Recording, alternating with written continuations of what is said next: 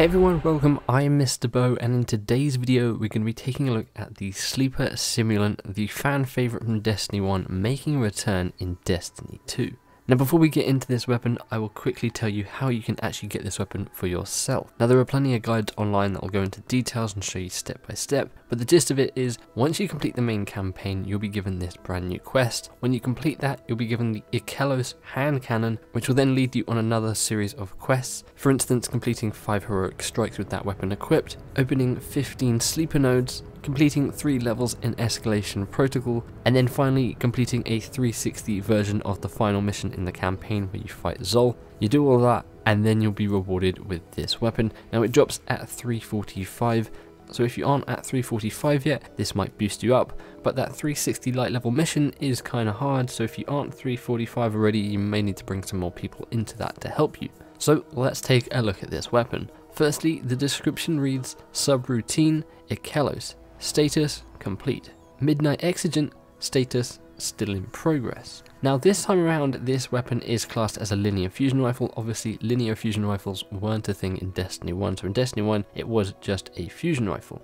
The exotic perk on this is Dornroschen. The weapon's laser overpenetrates enemies and refracts off of hard surfaces, similar to what it did in Destiny 1. We then have polygonal rifling, which increases the stability. We have flared magwell, which slightly increases stability and greatly increases the reload speed. We then have moving target, increased movement speed and target acquisition when moving while aiming down sights. And finally we have composite stock, slightly increases stability and it also slightly increases the handling speed. Now from my knowledge in Destiny 1 when I used this weapon, the exotic perk which allowed this weapon to reflect off of surfaces was one sort of simple straight line. You'd shoot somewhere and then it would bounce off and maybe bounce off a few more surfaces. In Destiny 2 it seems when you shoot it at a surface, it'll actually bounce off into maybe like 4 or 5 other separate little lasers. Now what's interesting about this weapon as well is that it doesn't actually have a Masterworks slot. However, in the database, people have found a Masterworks icon, so maybe that's coming down the line in the future. So let's take a look at this thing in action. Now in Destiny 1 this thing was a beast against certain bosses, especially Atheon, when people discovered you could just rinse him with this thing. And it seems like it's going to be a very useful weapon again in Destiny 2. It does quite a lot of damage. For instance, this Lost Sector boss, I take him out in 3 hits. I then tried this at an escalation protocol at just a level 1 with the ogre at the end, and it was doing a decent bit of damage. It was actually a little bit hard to tell how much damage this was doing compared to just say a normal rocket launcher because this thing has so much health, but this weapon is super powerful and I think it's definitely going to be one you want to get your hands on. It's not that hard to get, just a little bit of patience and you'll get there eventually. I definitely feel like this is going to be a very good weapon to have in raid encounters or just boss fights in general. So one thing we didn't have in Destiny 1 was a lore tab for this weapon, and we have one in Destiny 2 which reads, this is a subtle assets imperative, secured conference. This is an internal alert. Hypothesize that incomplete analysis of subtle assets has compromised synergy potential of resource guardian pool. Re-engage non-transactional dispensation protocol. Operation Midnight Exigent is not yet complete.